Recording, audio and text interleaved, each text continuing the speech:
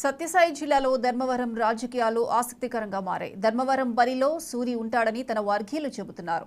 దీంతో ఈసారి ఎన్నికల్లో సూరి పోటీ చేస్తారని సంకేతాలిచ్చారు. ఎల్లుండి కార్యకర్తలు, అభిమానులతో వరదాపురం సూరి సమావేశం కానున్నారు. వారితో చర్చించిన తర్వాత భవిష్యత్ కార్యాచరణ ప్రకటించే ఆలోచనలో ఉన్నారు.